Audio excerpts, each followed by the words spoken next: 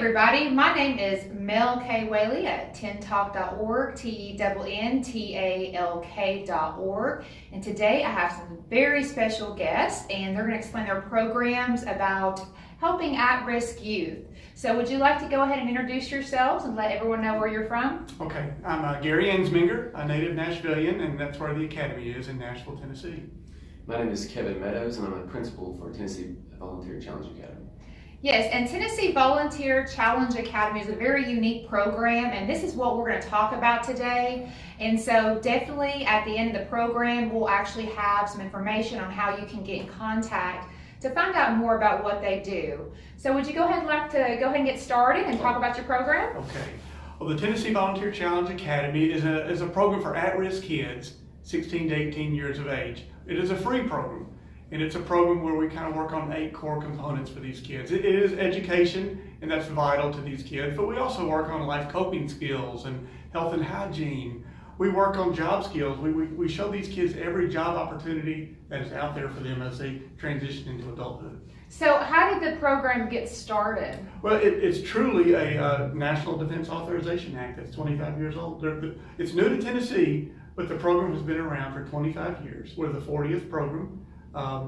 So we have that long-term structure, historical statistics. What department do you actually work under through your organization? Well, the National Guard, which is the Department of Military. General Max Hastings is the commissioner of the military department and my boss.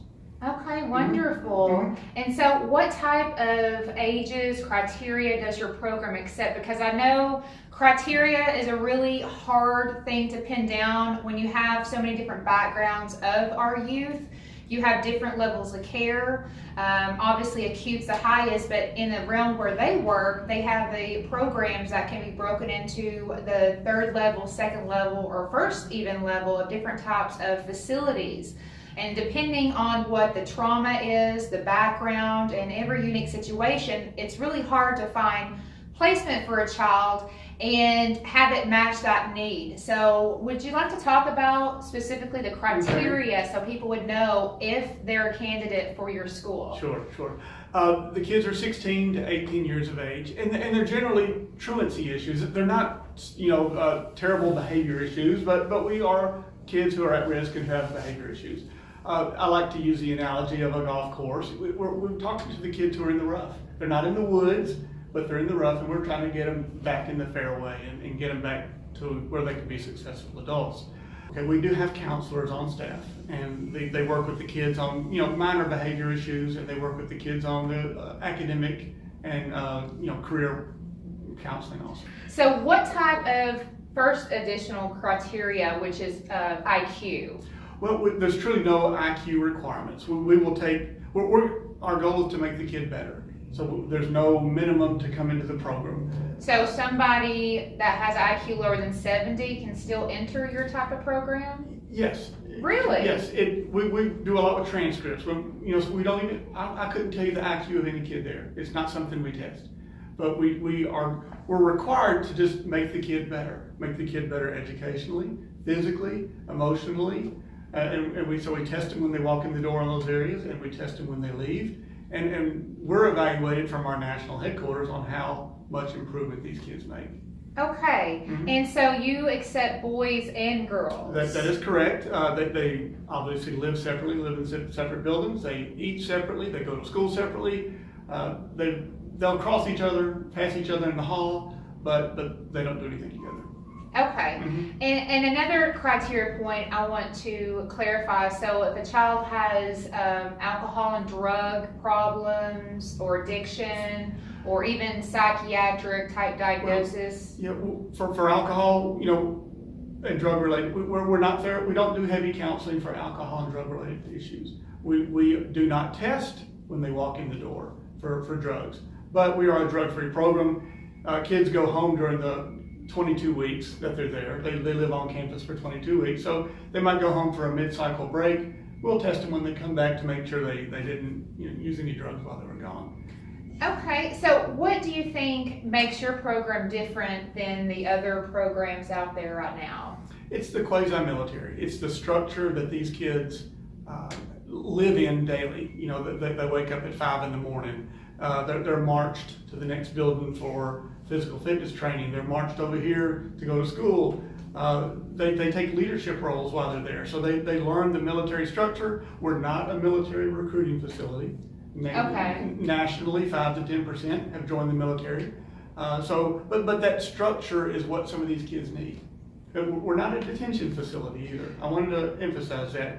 The kids volunteer to come, and they can we will do our best to keep them there, but they can leave if they want to. We have kind of some procedures that if a kid says he wants to go home, we'll encourage them as best we can to stay. Okay, wonderful. And so you said it's a 22-week program. And so how is that structured for the 22 weeks? So you got a set program, like this is what you do during this period, and it's a structured like that kind of thing? That's correct. You can only start twice. We have a class starting in January and a class starting in July. July what? The 15th. So mid-January, mid-July every year. That's when the classes start. The only opportunities to start the program. So the first 2 weeks are acclimation. The kids learn how to be there. They learn how to say yes ma'am and no ma'am. They learn how to stand at attention. They learn how to make their beds with hospital corners. They learn all the structure that's in place. And once they're comfortable and acclimated to being there, we'll start school. And that's where we get into the education type department. Sure. And obviously we're familiar with regular public schools, private school type settings, but let's talk about how your educational department at this facility is organized. Mel, we are a non-public school, Category 1 school. Our students have decisions on 3 pathways. Okay. They can bring their transcripts in, and we make a decision within this school system that they came from. So we decide on the transcript for the students if they want to come to our school, recover credits that they have missed, and then they have a decision to go back to their own school with the updated transcript. They also have the possibility of receiving credits and getting to the 22 credit mark in Tennessee, which is the credits they need to get their diploma. Okay. And finally, the last option would be for a student to get their HISET. We have a lab and we're state certified to give the test ourselves. Oh, great. So, with the average setting, I guess you have, how are the actual rooms structured for the learning? Like how big is the class size? And what if you do have some kids that are needing, I guess I would say, some more special education type needs because you just, whatever IQ, isn't a criteria as a factor. So how do you guys separate the different types of, I guess, IQs and learning styles in that environment? Yeah. Currently we have 5 instructors. We're funded for 100 students, so 20 students per teacher. We have 6 blocks during the school day. We do have 2 certified special ed teachers, and we do follow all the IEP procedures that any public school would. Okay, and that's wonderful. And your credits therefore transfer us, back into the regular school program. Correct. And there can be a lot of confusion with the transcripts. Once the transcripts come to us and we give the student back to the school system, the new updated transcript comes with them. Okay, so you guys are ISACS accredited then? We are, correct. Okay, wonderful. Yes. Okay, well, and that makes a big difference as far as the statistics and the setting for learning when we're actually working on programming as well. And for you guys to have a school right on campus, it's definitely huge. So do you guys have any outcomes or statistics that you'd like to share with us? Well, our first class, we graduated 23 kids. Not a great number, but 3 of those kids had their high school diploma. 7 kids got their HISET, and 10 went back to high school. And so that's a large success.